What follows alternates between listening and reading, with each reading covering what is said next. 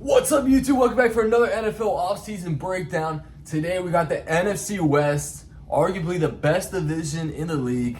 I think it will probably be the best again this year. We'll go through each team's offseason, what they did in the draft, what they did in free agency, what are their strengths and weaknesses, and then we'll try to project where they'll finish by the end of next season. So yeah, let's get started with the NFC West champions in the LA Rams. Now, the LA Rams surprised a lot of people by winning the division last year. A lot of people had the 49ers as a lock. That didn't happen. They had a lot of injuries. So the Rams ended up taking the division. They're a really talented team with what they did in the draft last season. It really set them up for success this year as well. Especially, I'm talking about last year's draft, not this draft. But this draft, they did trade their first round pick to the Falcons, in which they got James Pierce Jr.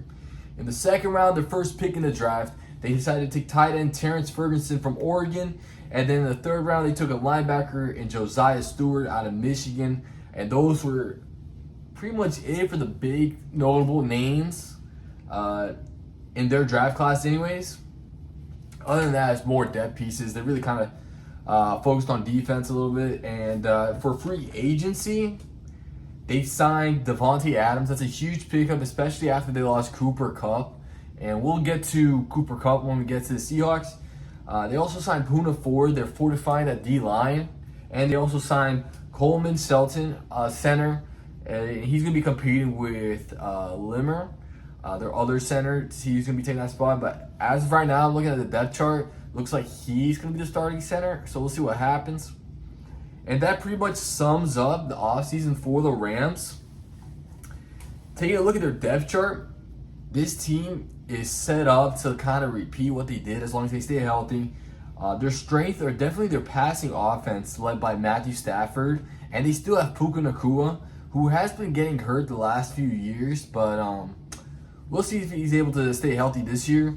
I'm not sure if he's been able to have a full healthy season yet, but we'll see. But they also got Devontae Adams, Tutu Atwell, and yeah, a pretty good receiving room there. It's looking really good. I mean, in running back positions, they got Kyron Williams, and I think Blake Corum is going to have more of an impactful role this year than he did last year. I think you'll see him more getting more carries. So we'll see what happens there. The offensive line, it's looking pretty good. It played pretty well last season, and they only improved by signing the new center. And you can just expect the young guys to develop as well. So. Now, another strength of this team is definitely that defensive line. It's really young. They still have reverse Braden Fisk. They just added Poona Ford, and Kobe Turner's on there as well. The defensive line played a big part into them winning the division. As for weaknesses, I can I'm more familiar with their linebacker room. The secondary, it doesn't look too bad, as they have Darius Williams as their starting corner. And then for their safety, they have Cameron Curl and Cameron Kitchens. I think that's a pretty good safety duo. But as far as the other corner lined across from on the side of Darius Williams, Witherspoon and Quinton Lake, not too familiar with that. So that could be a little gray area for the Rams. They could probably address that maybe before the season starts. I think that rounds out the Rams offseason. I mean, this team is looking pretty stacked. In terms of their offense, and their defensive line is still strong. I mean, they still have these young guys who are developing, and the secondary can be seen as a weakness, but we'll see. They can scheme it up. The defensive line is actually going to help the secondary play better anyway. So this Rams team is set up to repeat what they did last year. Next team, we got the 49ers. A lot of people thought they were going to win the division last year. It didn't happen. A lot of injuries occurred. I mean, Chris McCaffrey went down.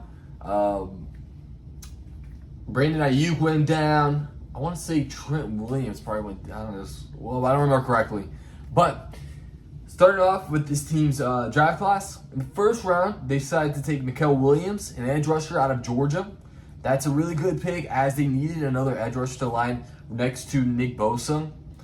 And they tried to address this in multiple different positions. I mean, they have Gross Matos in there and Bryce Huff, but I mean, I think this is a really good option. He's kind of like a little project kind of style player. He's gonna need some time to develop, but if you're the Niners, I think that should be fine. In the second round, they addressed interior defensive line in drafting Alfred Collins, and they also re-signed Kevin Givens as well. As far as Alfred Collins, it looks like he's gonna be sitting behind Jordan Elliott, so he's more of like a rotational piece for this defense. He could, if he plays well, hop in the starting lineup, but we'll see what happens there. In the third round, they decided to take Nick Martin, a linebacker out of Oklahoma State. And I believe this pick is them trying to hope to replace Dre Greenlaw. I mean, it's going to be tough for this third-round rookie to fill the shoes of Dre Greenlaw, but he'll be lined right next to Fred Warner, so that's a great player to play right next to. So it should help him develop, but I would expect him to be another Dre Greenlaw. Just expect him to be a good quality starter for them. In the seventh round, or actually no, in the third round, there was another player that's notable in Upton Stout, a cornerback out of Western Kentucky. I'm a little bit unfamiliar with him, but as I look at the depth chart, he's listed as a starting nickelback. So it looks like he's going to be getting some starting reps right off the bat. And he's going to be behind Lenore and Renardo Green. Renardo Green, I remember I had some high hopes for him. It looked like he played pretty well last season. So, I mean, he's going to have a bigger role this year as Tre'Davious Ward did leave the team and went to go ahead and sign him with the Colts. And then the seventh round to kind of round out the draft class out of notable names. In the seventh round, they decided to take quarterback out of Indiana, Curtis Rourke. He won't have too much expectations as he's most likely going to be the third string quarterback, as they did sign Mac Jones to be the backup quarterback behind Brock Purdy. And speaking of which, they don't really have any notable free agents. I mean, you would wish they would address the offensive line a little bit because, yeah, they have Trent Williams, one of the better offensive linemen in the league right now. But besides that, and you look at the names right next to him, it does not look all that great. But one thing this team does have is offensive weapons. Yeah, they had Brock Purdy. Christian McCaffrey will be back. You would hope. I mean, you would think he's good to go, but you never know. He seems to always be dealing with like some sort of injury, so we'll see what happens with him this season. If anything, they got Isaac Orendo, and they also did draft Jordan James, running back out of Oregon. So you do got some running backs behind him if he were to go down. And you also got some weapons. You got right now you coming off injury. You also got Juwan Jennings and Ricky Parcell. And you also went out and signed DeMarcus Robinson as well. So the wide receiver room should be pretty solid, as you also have George Kittle in there as well. But again, the offensive line is an area of concern because it seems like the only like really good name you have on there is Trent Williams. As far as the defense, you do have Robert Saleh back, and he was your defensive coordinator when that defense was like one of the best in the league. So I definitely think he has what it takes to bring that defense back. And if you look at the team, it's looking pretty solid. I mean, yeah, you got Mikael Williams and Nick Bosa on the defensive line. You just hope the interior defensive line can hold up and play like pretty solid. I mean, they struggle to find guys who were good enough to stay in that interior line. It seems like they kept drafting guys or kept signing guys, and it just wasn't working out. But again, you have guys like Nick Bosa. You have Fred Warner in the linebacker room as well. You did get some young talent in the linebacker room to kind of replace some talent you lost. And you would hope to not, lose, what was his name? Hufunga. It happens, players, they ask for a lot of money, and you can kind of replace them with the draft. But it looks like they're kind of keeping the guys that they have in Jair Brown and Malik Mustafa in the safety room. The secondary has been an issue for this 49ers team. And I think it might be better. It might a little bit. I mean, we'll see what the rookie has in Upton Style. He's going to be a nickelback. And then, like I mentioned earlier, Renardo Green, he's going to be in his second year. I think he has what it takes to, be really good. So we'll see what he does this upcoming season. And you still have Lenore in there as well. So overall, this team, as long as they stay healthy, they can compete to win the NFC West. That's just the big thing. They're almost never fully healthy. So, they got what it takes. So, it's just a matter of staying healthy. Next team, you got the Arizona Cardinals. The Cardinals, second-year coach Jonathan Gannon, he's getting closer to the team that he's envisioning, trying to get it to. In the draft, I like what they did with the first two pick. In the first round, they take Walter Nolan, defensive tackle out of Ole Miss. He's a pretty talented defensive lineman and probably good for run stopping. In the second round, they take Will Johnson, a cornerback out of Michigan. And Will Johnson was a lot of people's cornerback wanted this year's draft, and he fell for some reason that I'm not too sure. I mean, I thought he was for sure going the first round. That didn't happen. That kind of surprised me. So either way, I think they did get value in drafting Will Johnson. So, and that kind of rounds out like the notable names for the Cardinals. I think they were really defensive heavy in the draft. Got a lot of depth pieces. We'll see if some of those guys can like stick out as well. In free agency, they signed Dalvin Tomlinson. That's another big body to fill up in the interior D-line. That was definitely an area of focus for them, as they also Josh Sweat, a pretty good pass rusher out of Philly. And those two were the only pretty big names out of free agents that they were able to get. So overall, in the offseason, they were pretty defensive focused. As if you look at the depth chart, they still have Kyler Murray running it back. I believe it's the 7th year in the league. They also have James Conner, and similar to the Rams situation, I would expect Trey Benson to start getting a little bit more carries and being more involved in the offense. Not to say that he's going to come and take James Conner's job, but James Conner is still good enough to be starting running back. But I think he's going to be more involved. As far as the wide receivers, Marvin Harrison Jr. was pretty disappointing in his rookie year last year. And you can only expect him to improve. He did beef up this offseason. And, I mean, you got to think he has to improve based from what we saw last year. I mean, he was drafted pretty highly last year. So I think he can only go up from here. And you also have Michael Wilson and Greg Dortch. They also signed all their wide receivers for depth piece. And then, of course, you still have Trey McBride, one of the better tight ends of the league. Now, taking a look at the defense. The defensive line now it consists of Josh Sweat, Walter Nolan, Dalvin Tomlinson, and Justin Jones. They heavily invested in the defensive line, and I think it's going to pay off for them this year. As far as linebacker, they still got Baron Browning, Mac Wilson Sr., not the greatest group of names, but I think the defensive line is going to help them. It's going to help them out a ton there. As far as the secondary, it's going to be led by Budda Baker, a really good free safety.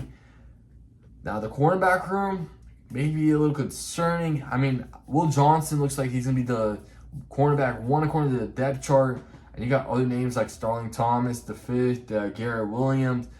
But Max Melton was one of the players who I thought was going to stand out this year, and it looks like he played pretty solid, so he might sneak into the starting role.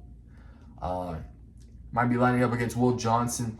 They got some players. I think some of the depth pieces might actually step up for this Cardinals defense, and I actually expect this Cardinals defense to improve a lot this year. So they might surprise some people, as Kyler Murray is actually a really good quarterback, and he actually can help this team win a few games. The Cardinals might be a little bit of a sleeper. They're kind of a sleeper team, so watch out for the Cardinals. All right, last team in the NFC West is the Seahawks. They're a very interesting team, the way they're built. We just got to see if it works out. I see they have vision with this team. Interesting. I like what they did in the draft. They got a lot of notable names in the draft that I thought were a bunch of value picks. In the first round, they drafted Gray Zabel, a guard out of North Dakota State, and he should be starting immediately and should fit in with this offensive line pretty well. I mean, the offensive line consists of Charlie Cross and Abraham Lucas at the tackles, and you got Gray Zabel in the guard. I think the offensive line should step up, honestly. In the second round, they decided to take Nick Emanawari, a safety out of South Carolina. He's a really good safety prospect, a very athletic safety. A lot of people actually had him as a potential best safety in the class, the first safety getting taken in their draft sometimes. A lot of people had him go in the first round. He had a lot of hype as we neared closer to the draft, but he actually fell to the second round, fell to the Seahawks, and according to the depth chart, he looks like he'd be sitting behind Kobe Bryant and Julian Love, but I would expect him to take more starting snaps as the season progresses, as he should be an impact player for the secondary. Another notable name, Elijah Arroyo, tight end out of Miami. He's another weapon for Sam Darnold. Looks like he'll be behind Noah Fant, though, but I think they could include him in a lot of passing plays. And also in the third round, they drafted Jalen Milroe, quarterback out of Alabama. He's going to be sitting behind Sam Darnold, developing. He's a very athletic player, not the best passer, not the best player at reading defenses. So we'll see how the Seahawks are able to develop him. I think he has a ways to go before he is to be a starting quarterback in this league. But he has potential, and that's why they drafted him, just because of his potential. In the fifth round, they also took a player that I kind of like coming in the draft, Troy Horton, a wide receiver out of Colorado State. I think he has potential to be impactful in this offense, as this team also did sign Cooper Kupp, and he has always had trouble staying healthy, and he hasn't been the same player from that historic season he had with the Rams. So I think he can still have an impact in this offense, but he's not the same player, obviously. But like a player like Troy Horton, I think he has potential. We'll see how he develops and play though. So keep an eye out for him. In the seventh round, they also took Damian Martinez, a running back out of Miami. And he was a really good running back. A lot of people had him high. I was surprised he fell to the seventh round. But I think he can also be... I'm not going to say he's going to get a starter. But I think he can have an impact on this team. If one of the running backs were to go down, I think he could step in and get the job done. But yeah, that kind of wraps up their draft. Now take a look at their free agents. Like I mentioned earlier, they signed Sam Darnold. He's a new quarterback for Seattle. And I think he's going to be a pretty good one for them, honestly. He played well for the Vikings. The only issue is the offensive line is going to have to protect for him, because once he gets the pressure, he freaks out a little bit. He doesn't play doesn't make the greatest decision. But as you guys probably saw in the playoff game versus the Rams. But they also signed Cooper Kupp, another weapon for him, and he also has Jackson Smith and Jigba, a really good wide receiver who stood out last season. Kind of interesting because Jackson Smith and Jigba and Cooper Kupp are both like kind of slot guys. So it'll be interesting to see how the two complement each other, or if they even do. Another notable player they took in free agency was DeMarcus Lawrence, and that kind of rounds out their defensive line, as they have Jaron Reed, Ryan Murphy, and Leonard Williams. That's a really solid defensive line. And they did re-sign Ernest Jones the fourth. And as far as the secondary, I really like the secondary. They're young, and I think they're pretty solid. You got Rick Woolen, quarterback 1, and then you got Devon Witherspoon, quarterback 2. And you got the safety pair of Julian Love and Kobe Bryant.